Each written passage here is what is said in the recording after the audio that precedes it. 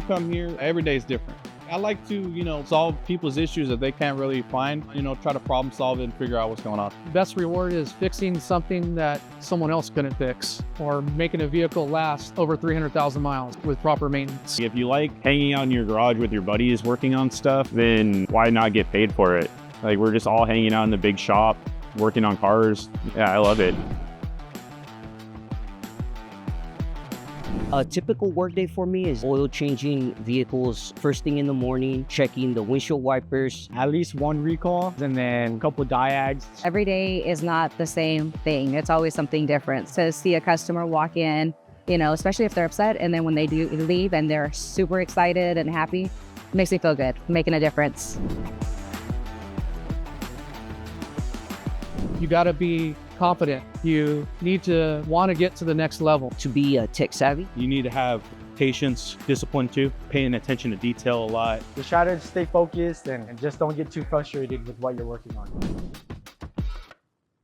When you get into a dealership like Clausen Honda will, they'll send you to Honda school. It's a training school in Sacramento. Hedricks does send us to training. I myself still taking classes. It's paid for. You can go down to LA, San Jose for GM, their programs out there. I believe it's a pretty cool resource to have. So once you get out of a good program like that, you kind of already know the basics. And then once you get hired as a dealership or any other repair shop, you start learning more as you get your hands on and your experience going and stuff.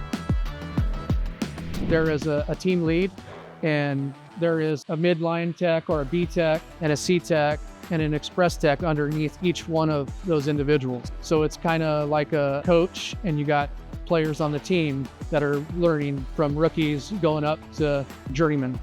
The mentoring program here, it helped a lot, especially with the mentor that I had. He guided me the right way, showed me what I needed to know, and it helps. When you get stuck on something, better to ask question. When you ask question, other tech will run through that problem before already, so they can find a better solution or a faster solution for you. You have to ask question before you do anything else. I'm always here for them to come ask questions or refer to previous experiences I've had to help them diagnose and repair the vehicle properly the first time. If you really want to get into it, I would recommend a program, an automotive program, either for Fresno City or like a junior college or, a trade school.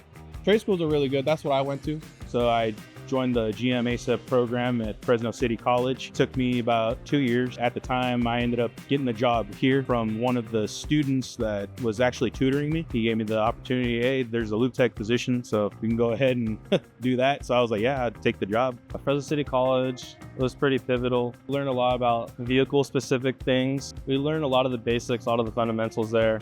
But working at Hedricks, you definitely learn a lot more hands-on, more experience from other coworkers and technicians and stuff like that. You want to be honest. If you don't know what you're doing, then actually go ahead and ask questions. Just ask questions. There's a lot of people that would love to help you here, especially working around here. If you want it enough, then you'll take that step as fast as you can. Take some sort of classes. Go to classes in general. See if it's even something you like. That way you're not just, walking in and not understanding the auto industry. But honestly, if you like working on your own car, you're gonna like it. As a woman, there's so many options, from business manager to financial manager, sales, service department, service advisor. We do have a service advisor that is a woman. There's so many opportunities. I definitely would say go for it. The most rewarding part is probably finishing a job, whether you're putting something back together, or tearing down a transmission or an engine.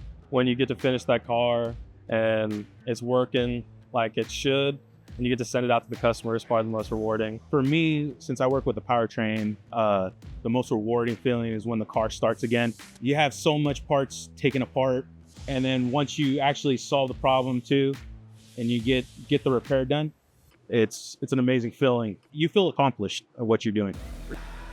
we want the customer's vehicle to be running in factory specs, just how I would want my vehicle to be, and to have them safe on the road.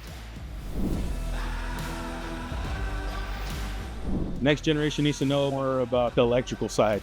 Electrical side's coming. I'm still learning about it. We just actually came out with our first EV this year, and it's been a huge learning curve for us. But honestly, I mean, nowadays you just have to adapt. You absolutely have to adapt.